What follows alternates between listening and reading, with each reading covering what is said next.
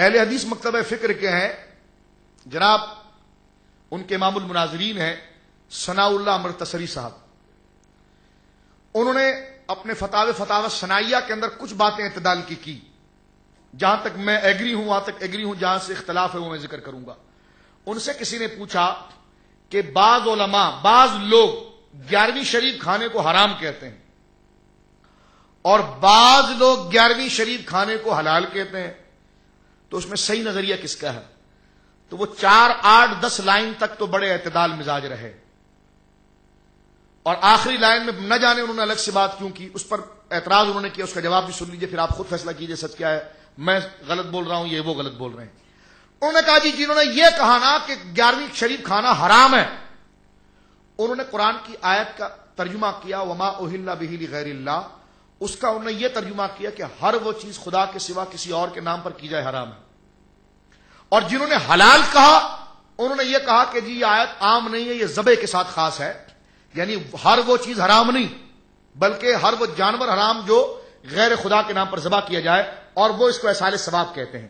کہ یہ دونوں کا موقف انہوں نے بڑے دیانت کے ساتھ پیش کر دیا. ٹھیک ہے، پھر آگے چل کر لکھتے ہیں، کہتے ہیں جناب کہ جو یہ کہتے ہیں کہ 11ویں احصال ثواب ہے تو پھر اس کے جائز ہونے میں کوئی حرج نہیں.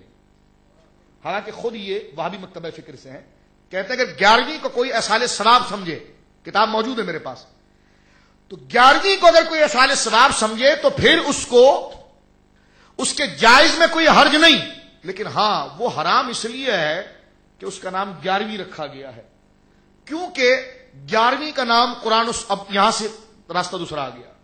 کہنے لگے جی کیونکہ 11ویں کا نام قرآن و سنت کے اندر نہیں آیا لہذا حرام، یہ ان کی عبارت. اب میں جواب دیتا ہوں. میں نے کہا آپ کا نام کیا ہے؟ کہنے لگے مولانا ثناء اللہ. میں نے کہا آپ کا نام قرآن میں آیا تھا؟ آپ کے والد گرامی کے کئی بچے ہوں گے، آپ یا تو بڑے بھائی ہوں گے یا چھوٹے بھائی ہوں گے. بڑی سنجیدگی میں عرض کر رہا ہوں میں اس کو سمجھانے کے لیے. ایک تو ذات پہ اپلائی کریں نا پہلے. آپ کے بڑے بھائی بھی ہوں گے، بہنیں بھی ہوں گی، اس میں تمیز کرنے کے لیے ابا نے ہر ایک کا نام الگ رکھا ہوگا.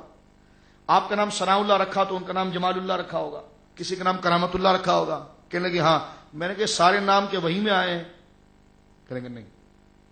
میں نے کہا آپ کے فتاوے کا نام ہے فتاوی ثنائیہ ہے، تو یہ نام کیا وہی میں آیا؟ کہنے لگے نہیں. تو میں نے کہا آپ کے ابا نے آپ کا نام اور آپ نے فتاوے کا نام کیوں رکھا؟